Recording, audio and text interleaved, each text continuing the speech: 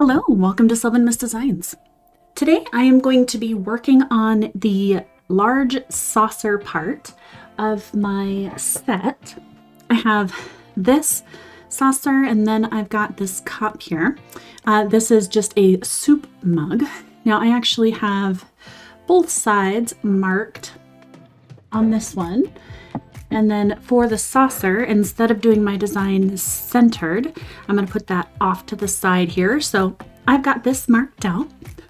Now this I've marked with just an Expo or just a dry erase marker. You may have actually seen my live drafting session of this particular pattern, but if you haven't, certainly go check that out beforehand and then come back. But I'll show you my notes here real quick. This is what we did during that drafting session. And this is the design that I'll be putting on it. I have this just off to the side of me here. And again, I've made some adjustments to the design that you're actually seeing there. Made a few more notes for myself. And then we're gonna get started with this. Just as kind of a recap, I'm going to be using the deep burgundy. I have the gray sky, and then from folk art, I've got the cinder rose. So I've got those three colors lined up here. I'm going to get those in my palette shortly, but I do have the three wells already with some glass medium added. Now that glass medium is going to ensure that the paint sticks to the smooth surface. You could potentially just leave it like that. You could just use the glass medium, paint this, and then leave it. And then that certainly would make it very strong bond, and you would even be able to wash it, for example. But in addition to this, I do also oven cure it to make 100% sure that whatever I'm making is going to be usable for every day.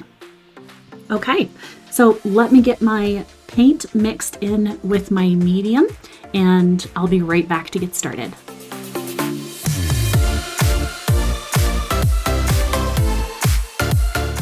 All right, so I'm going to start out the same as what was on my draft, and that's we're going to go with an 8 in the center. Now we're going to go into the 2. And as I work around, I'm going to do my best to make sure that I don't rub off any of this Expo marker. Wouldn't be the end of the world if I did. I've laid this out just to make sure that I have kind of a general guideline of where I want the swooshes to extend out to. Now, originally, I had started with a 6, but I don't think that I want a 6. I did even make myself a note saying go ahead and go down a size. I'm going to go down to a 5. Now, the ring that I made is obviously not perfect. It definitely is off a bit, but we'll work around it.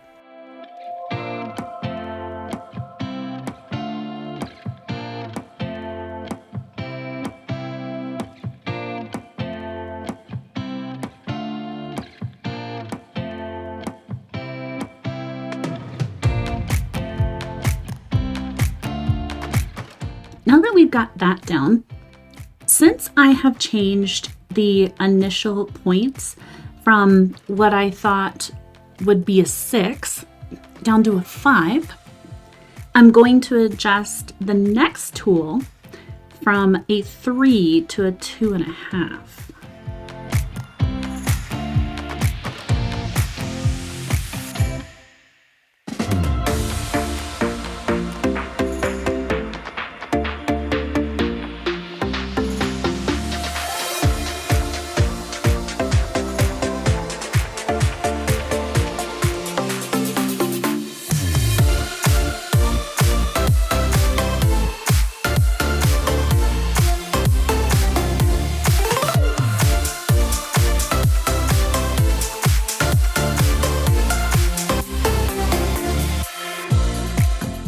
There we are. That's better. Now, in the original, I did not have this extra space between them, and so these gray lines were not able to curl around the bottom of the swoosh. But now that I've reduced the size on that, they can easily get in there. So now we're gonna do another set. This one is gonna be a 1.5, again, since we're adjusting down a little bit.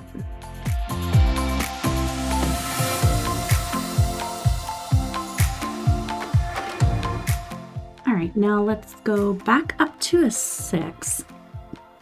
And we're gonna go into the outer ring now.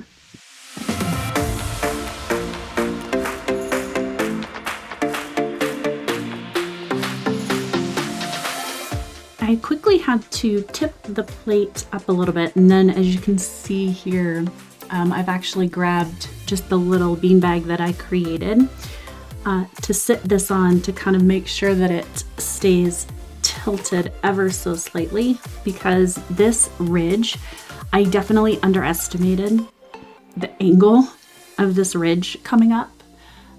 And so when I put down this particular dot, it immediately wanted just to slide into the plate. So I tipped that up real quick, and then I laid it down on my beanbag, and I'm gonna give that just a second or two to dry a little bit before I move on. Okay, there we go. That's a little bit better. I just let that dry for just a couple of minutes, and now I'm back. The walked dots that I'm going to be doing around these, I had made a note for myself to make sure that they were a little bit larger. So I'm going to go up a half a step from my original notes. So I'm going to do a 2.5 for the top here.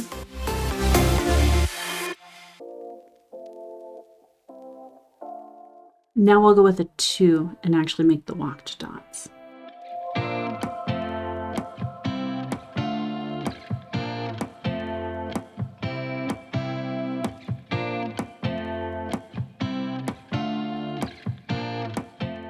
We did also talk about the fact that I did want all of these to go completely around.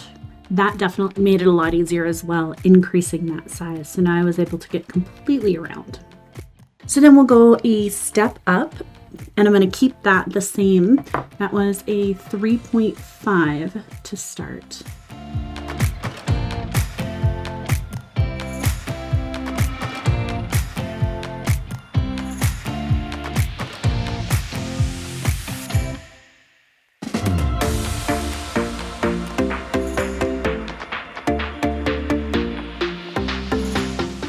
Okay, so now I've got that, and we're gonna go into our swooshes.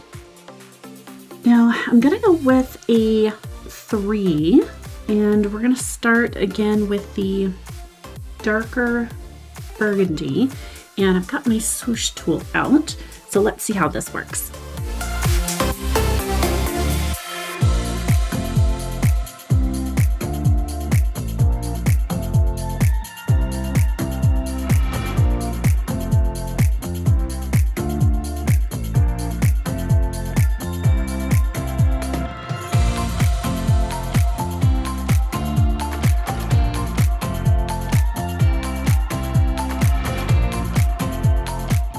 Because we did things a little bit larger on the inside, everything here has kind of been pushed out as well, so it's a little closer. So instead of staying with a 3 for the second set of swooshes, I'm gonna go ahead and go with a 2. Now that I'm looking at this completed, I'm gonna make another change on the fly. Instead of having another set of swooshes in between here and doing 2 of them, I'm gonna make that just 1. And let me take a look and see here. I think a 4.5 is gonna be great. So I'm gonna do a 4.5. I'm gonna put that just ever so slightly above these 2 and just fill that space in that way.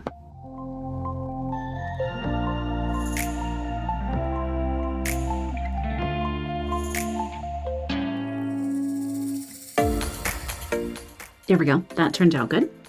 Now I need to make the crowns here. And again, this was another one of the notes that I had made myself. We originally did 2 dots of 4 here and then a 5 on top. And I had made the note to make those smaller. So I'm going to go into a 3.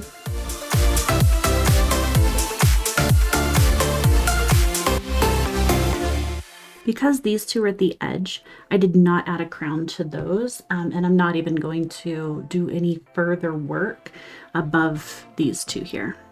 I'm going to try something also a little bit different. With the other one here, I had placed a large 6 dot and then brought a swoosh over the top of them. Instead of doing that, I'm going to try to go into my 4 here and just put a dot on the top. I think 4 should be about, you know what, let's try, yeah, let's go with a 3.5. The reason I decided to change that was because now that we have these 3 swooshes in the middle versus the 4, I don't feel like it needed as much additional work to finish it, to make it look finished, I should say. This is actually just a 0.5 that I am just dropping in on the top of these here. I think I can get one here and here. Perfect. Okay, so now I'm going to take and sit this back down. To my palette, I'm adding just a tiny squeeze of the white pearl metallic, and then I do still have to add just the smallest drop of the glass medium to that as well. So we get that mixed up, and then I think we only have 1 or 2 spots where a top dot is going to be needed. I'm actually going to take a 1.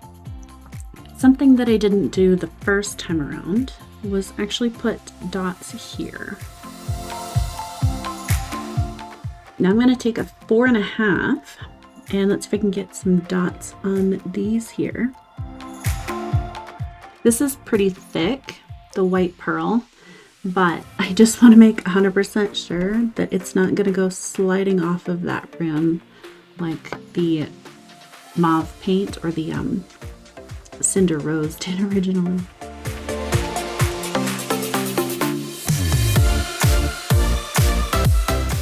And then let's take and make these sparkle up here. And then again, just a few little things, kind of just dropping in on the fly here. Whatever I think might look good. Okay, there we go. So that one's done. All right, so let me get another look at this here. Now this was the original draft versus the finished product. So what do we think? I know the other thing that for whatever reason just didn't cross my mind at the time is we had decided to go, instead of with the landing dot here, with having these all the way around, which I did. And the reason I did that was because I liked this empty space that was created between the main design and the outer rim. But I also noticed then when I started to do this, the gray really started pushing down here, right? So there's not a whole lot of space, not like you can see here in between this, but I still think it came out pretty. I don't think that that caused an issue in the pattern at all. What do you guys think? How did it come out? Anything else that we should do here? Personally, I think it's looking good. I will wait until everything is completely dry on this. Once everything is dry, and I'll hold this up just a little bit so that my lights are not reflecting on this. But I will wait until this is completely dry, and then I'll come back with the soft cloth and go over it and make sure to get all of these black marks off. Okay, so no, they're definitely not going to be permanent. I will also give this a good wipe down just to make 100% sure that there's no additional marks, no fingerprints, things like that on it. And then I will get started on the cup on the soup mug, soup cup. I don't know what you actually call that. It's kind of funny. I'll get started on that because that one actually has two sides. I think I'm going to duplicate this pattern, not just on one side, but potentially on both sides of the cup. We'll see how I feel after I've done one side, if I think it needs the other one or not. And then once these are both done, they will both get oven cured. Thank you so much for watching. I certainly do appreciate it. And if you've made it this far, make sure that you're subscribed. Hope you guys have a fantastic day, and I look forward to seeing you all next time. Take care. Bye-bye.